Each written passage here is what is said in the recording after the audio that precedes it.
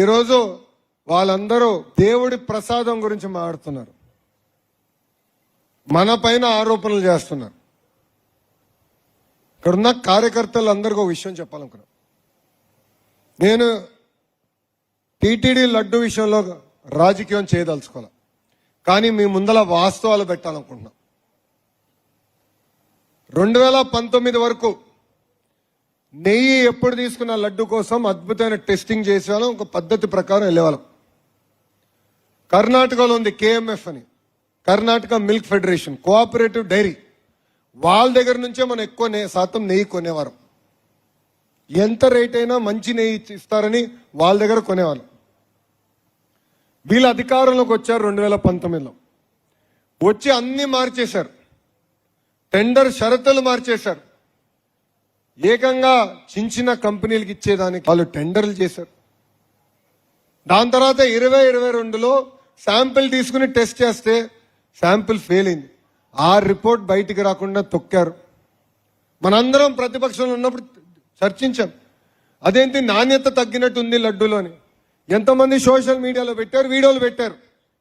అందుకే మన ప్రభుత్వ అధికారంలోకి వచ్చిన వెంటనే గౌరవ ముఖ్యమంత్రి చంద్రబాబు నాయుడు గారు టీటీడీకి ఇమీడియట్ గా నెయ్యిలో ఏదో తేడా ఉన్నట్టుంది, శాంపిల్స్ తీసుకోండి, పంపించి టెస్ట్ చేయించండి అని చెప్పారు. టీటీడీ అధికారులు శాంపిల్ తీసుకుని కేంద్ర ప్రభుత్వం ఏర్పాటు చేసిన కోఆపరేటివ్ NDDB కాఫ్కి శాంపిల్స్ పంపించారు.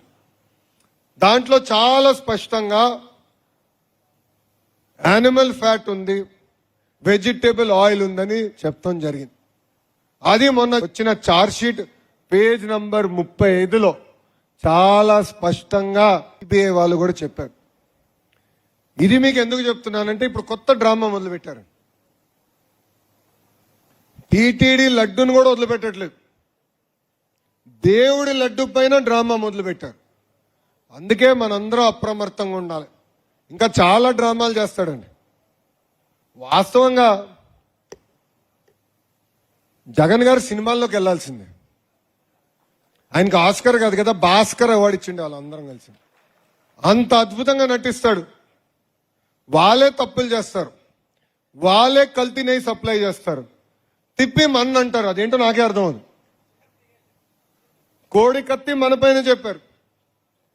బాబాయిని చంపినప్పుడు హాఫ్ పేజ్, మొత్తం పేజ్లో హాఫ్లో ఆయన వేసుకునే ప్యాంటు షూస్ చూపించి చేతిలో కత్తి పెట్టి ఏకంగా నారాసుడ రక్త చరిత్ర అన్నారు.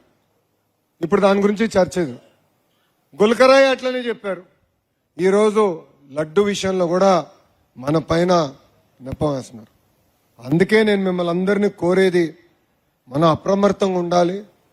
మన చేస్తున్న సంక్షేమ అభివృద్ధి కార్యక్రమాలతో పాటు మనందరం రాజకీయాల్లో ఉన్నాం. ప్రజల్లో చైతన్యం తీసుకురావాలి, ప్రజల దగ్గరికి వెళ్ళాలి, ప్రజలకి వాస్తవాలు చెప్పాలని ఈ సభాముఖం మిమ్మల్ని అందరూ నేను కోరటం జరుగుతుంది.